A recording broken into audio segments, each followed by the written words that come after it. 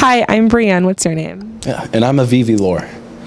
And tell us about virtual reality. Okay. So virtual reality is a technology that allows you to transport yourself to a completely new world just with a little headset. It's actually been around, I believe, since the 1930s, but recently technology kind of blew up and everyone's starting to get really excited with it because we all have smartphones now and technology is getting cheaper. And so now, given a smartphone or an HTC Vive, you can wear this little headset on your head and you can go anywhere in a virtual reality. Say you want to go to space or Hawaii. There's just so many opportunities and capabilities with this technology. Yeah. And why is virtual reality so important? So virtual reality is really important because sometimes you can't go to these places. I mean, how many of us you can go to different galaxies if you want to, or any other games that are made by people. There's also potential for medical applications. Say that you hurt your arm and you have to do therapy.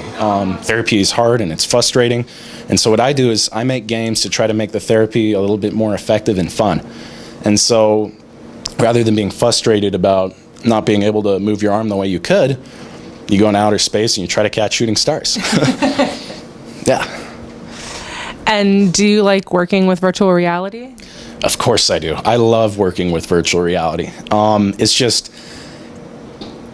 totally crazy to just think of a world and make it, and just to manipulate everything and to have this flexibility to make your own fantasies. It's outstanding. And how did you start working here? So I got approached by Professor Teodorescu and Kernawan, and they said that they wanted to make a game to help stroke survivors increase their therapy. Oh, wow. I grew up playing video games, and it's been such a big part of my life that I took the opportunity, and I learned how to make video games in Unity in 1 month. Yeah, that's pretty much how I got into it. How much does the virtual reality equipment cost?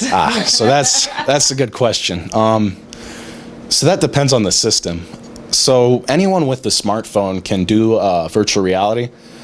They have Google Cardboard out now that you buy this cardboard for $20 and you make a little headset that you can put on your face.